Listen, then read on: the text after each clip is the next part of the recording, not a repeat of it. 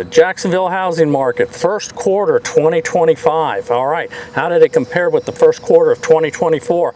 I'm going to look at all those numbers here. We're going to look at those stats. Hey, were the numbers up? Were they down? Did they stay the same? Well, depending on what the numbers are, the answer is yes. That's right. Hey, this show here is Bubble Watch, and this is season 4, week 1 of season 4. That's right, I'm going into my 4th season of doing this show, the longest running show of its kind up here in Northeast Florida, where I give you the real numbers in real estate, because I'm just a regular guy who happens to be a real estate agent up here in Northeast Florida. My name is Tom Kerr, and I take you into the back of my MLS account every week to give you those numbers. That's right. This is what we're going to look at tonight.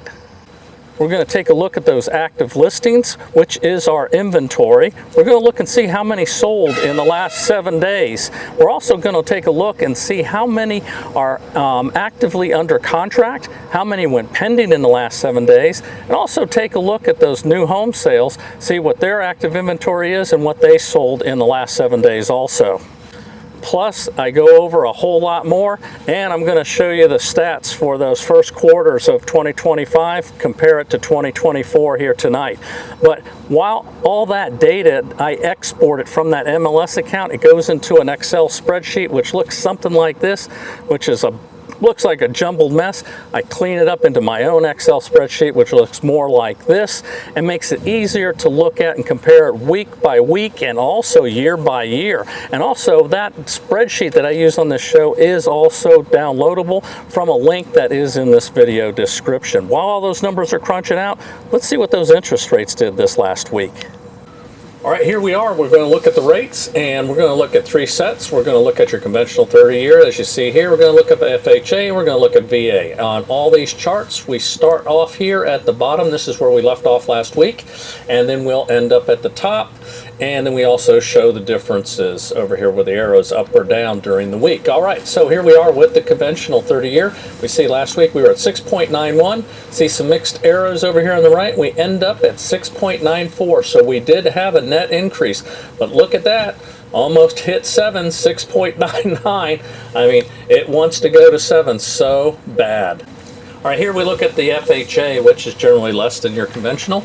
And last week we were at 6.29, and this week we ended up at 6.40, so we do have an increase also with the FHA. VA rates generally follow pretty close to the FHA. So we see last week we left off at 6.3, and this week here we're at 6.41, so we did have an increase with the VA also.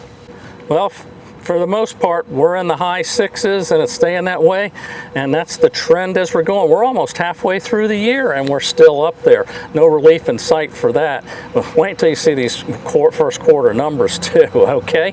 Right now, let's get to those Excel spreadsheets, and also something I do that's different that I haven't seen anybody else do up here. I give you the weekly median price of homes sold, also the weekly price of sold per square foot. So let's get to those Excel spreadsheets right now.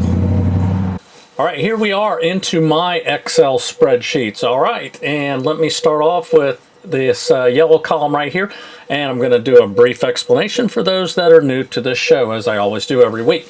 All right, this column right here is our current week. As you see, we are in season 4, week 1. That's right, I've been doing this for 3 years, right? And we still haven't crashed yet. But let's watch the numbers tonight. Maybe we did crash. All right, we'll see. All right, these other 2 yellow columns are the previous 2 weeks. So as you can see, it's very easy for you to see what the trend was from the last couple weeks.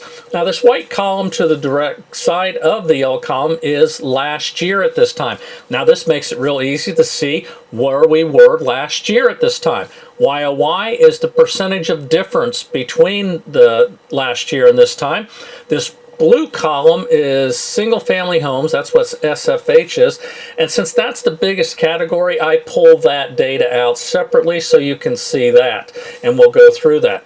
This column right here shows what all the individual rows are for active sold, active under contract, and so forth.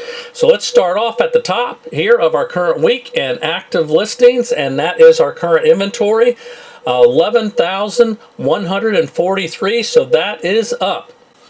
All right, next is going to be our sold. Let's see what the numbers. Did we crash this week? Is it the half price sale coming? We're going to, well, the median price will show that. Let's see what happened with sales.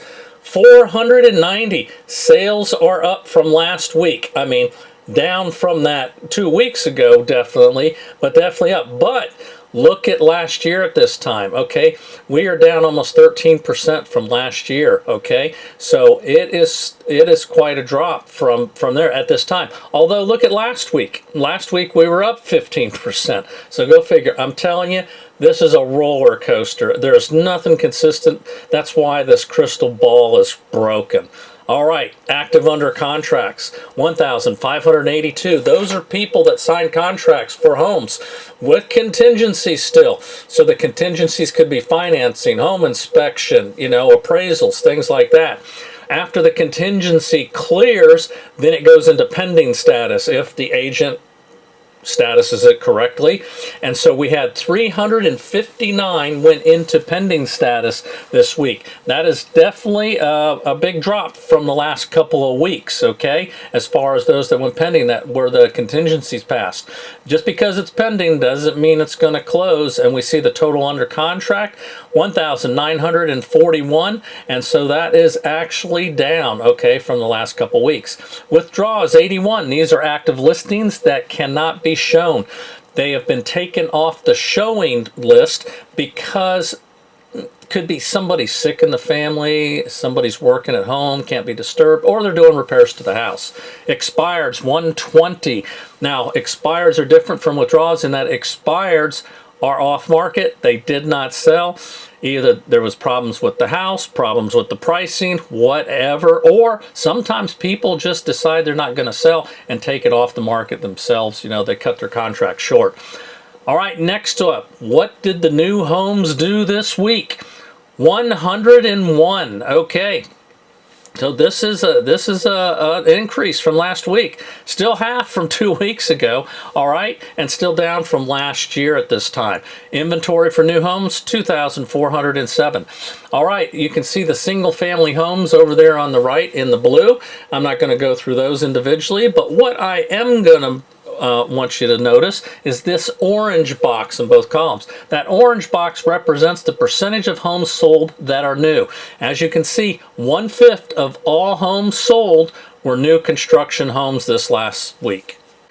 Okay, right here is the condominium numbers. Now, I do have a few people that are interested in that. I haven't really seen a big condo crisis up here in North Florida, so I don't go into it a lot, but I do give you these regular stats out of the MLS. And so if you like to pause the video, you can take a look and study at those numbers. So how did people pay for these homes? Okay, we see about 1/4 cash, and that seems pretty consistent. Conventional mortgages, okay, just over 39%. FHA, just over 17%. VA, over 16%. Others at 3%. So the others has been strong. With these interest rates where they're at, that's generally we see other, you know, financing a higher percentage of that.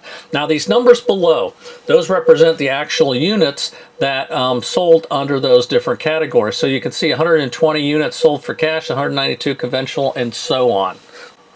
Foreclosures, okay, pre-foreclosures and short sales. These are homes that are active listings with these statuses, okay? Those statuses, foreclosures were 86, pre-foreclosure 16, short sales 51, a total of 153. Again, another week where the dam has not broken open for these foreclosures like we were told was going to happen. Now, keep in mind, these are not your total foreclosures for Northeast Florida. They're just the ones that are in the active listings in my MLS, which is the Northeast Florida MLS. All right, this here is where I look at the percentage of homes that sold under list, at list, and above list, okay? As we can see, homes that sold under list price, almost 75% of them. That's 3/4 of homes sold below list price. Homes that sold at list, just over 14%. Homes that sold above list, 11%. And there's your numbers below for the actual units. And, you know, those numbers that sold above list, generally they're a lot smaller numbers above list. Some could be just a couple hundred, some could be just a couple thousand. A lot of times it's for concessions, okay, and not actually a bidding war that we saw several years ago. This here is where I look at the price categories and see the percentage sold in certain price categories. As we can see, 500,000 and up, that's $500,000 and up. Almost a third of the homes sold were in that price category at over 30%. Homes sold in the 400s, okay, about 14.5%. Homes that sold in the 300s, our next biggest category, 26%. Homes that sold in the 200s, 20%. And homes that sold below 200, 9.18%. Now those in the 200s, generally you're going to see a lot of townhomes or manufactured homes. These numbers here below, again, are the units that correspond with those price categories. All right, here I take a look at just the new construction homes. We'll see how many sold under list here. And we can see here 3/4 of them sold under list, you know, almost 11% sold at list.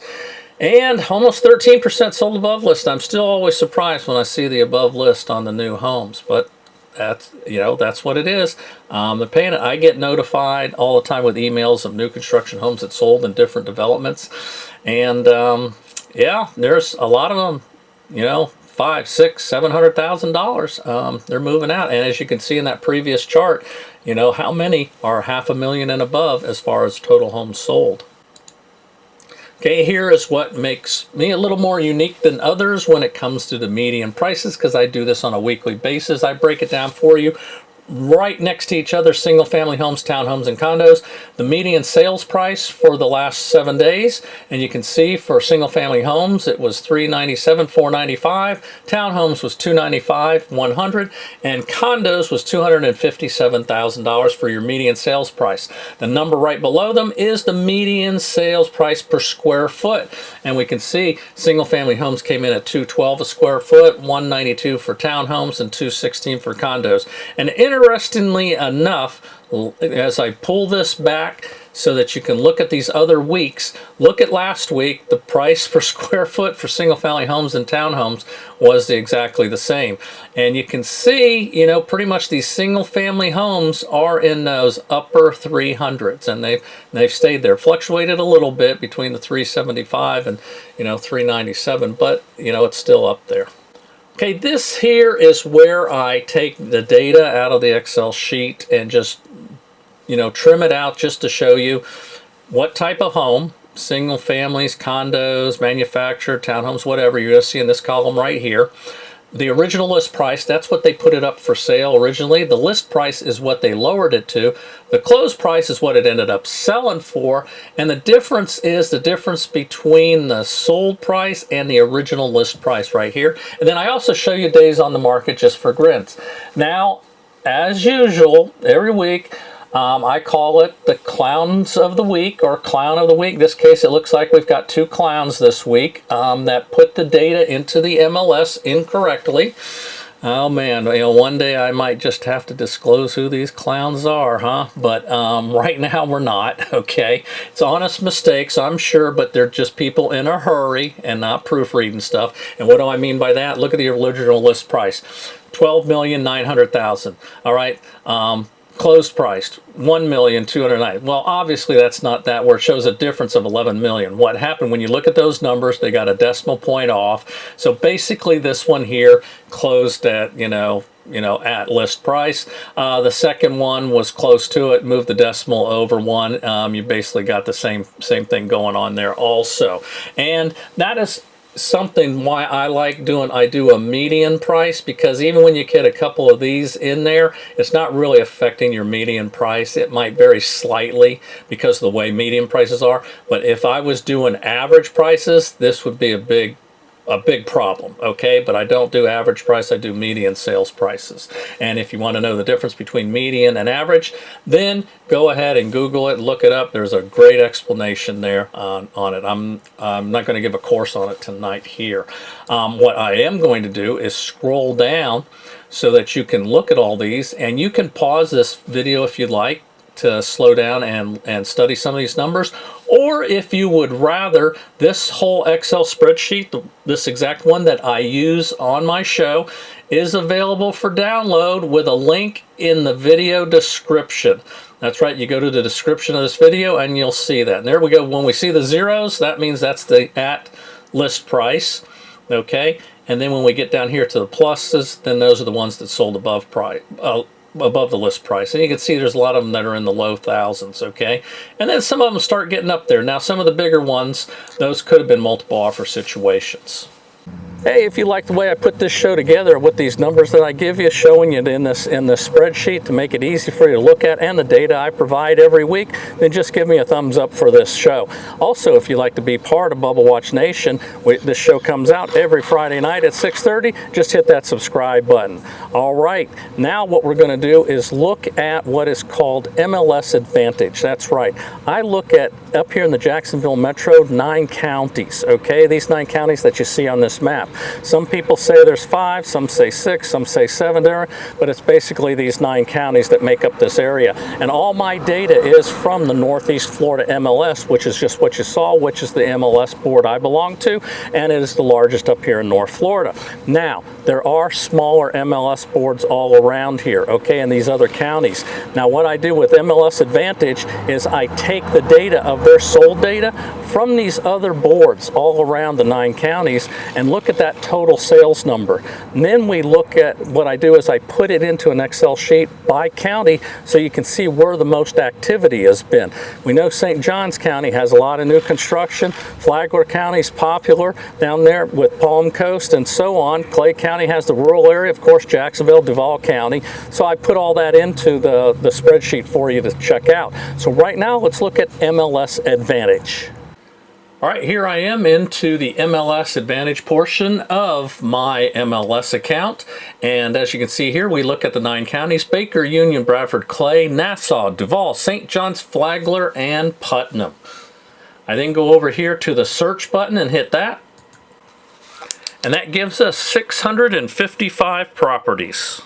All right, so then when I put those numbers into the Excel chart by county, we break it down like this for this season 4, week 1. Baker had 3, Union 1, Bradford had 5, Clay County came in with 63, Nassau had 69, Duval County 237, so they did have a drop from last week. St. Johns County 171, Flagler also dropped a little bit to 91, Putnam also dropped at 15, for our total of 655. And again, I like the way I do my charts where you can just look at these previous weeks here and see those total numbers, okay? So you see we did have an increase this week from last week, but it was still down from the last few weeks before that. Hey, I am a licensed real estate agent here in the state of Florida, and if you're looking to buy or sell, I work with a select group of agents up here that work with me on helping people do just that. So if you'd like to put us into the mix, just give us a call at this number right here. Especially if you're looking to list your property, you're going to get a nice video of it by me personally that will be on YouTube. And I also added a new agent this last week too to my group. All right. Now let's get to those quarterly numbers.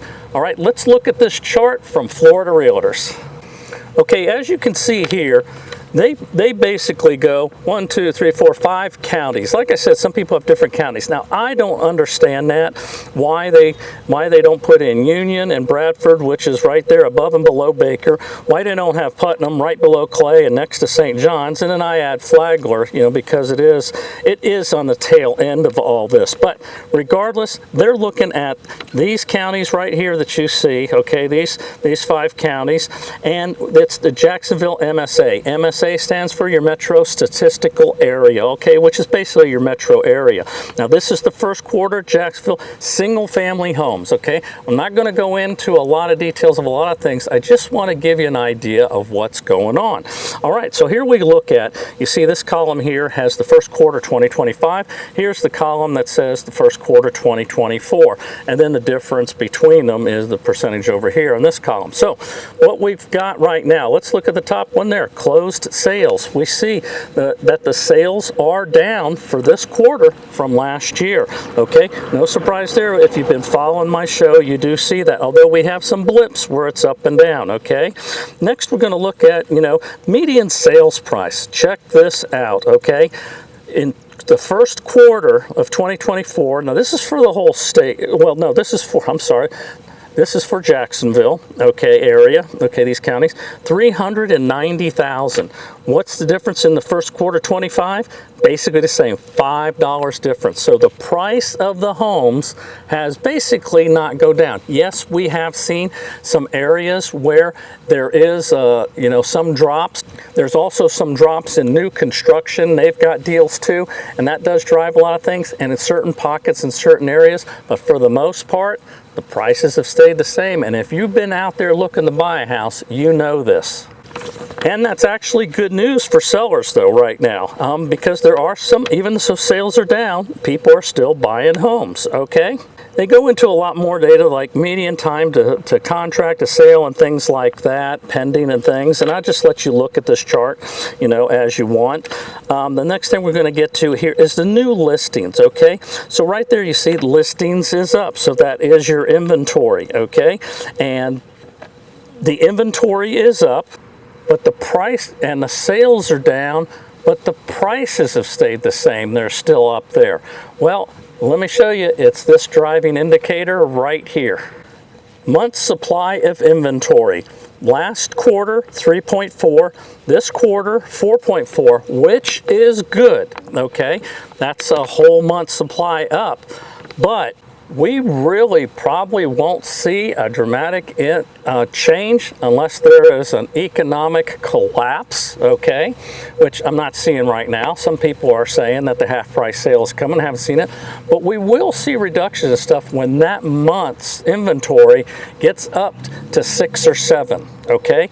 Right now, around 4.5 is still low, okay? This is and people are still moving to Florida, irregardless. I know people are moving out of Florida, but there's still a lot of people moving to Florida, okay? So until we see that much, we're gonna watch that. And I'm gonna look at these quarterly, these numbers here to see how much that changes. I'm gonna use this chart from Florida Realtors to go along with my show as we move forward.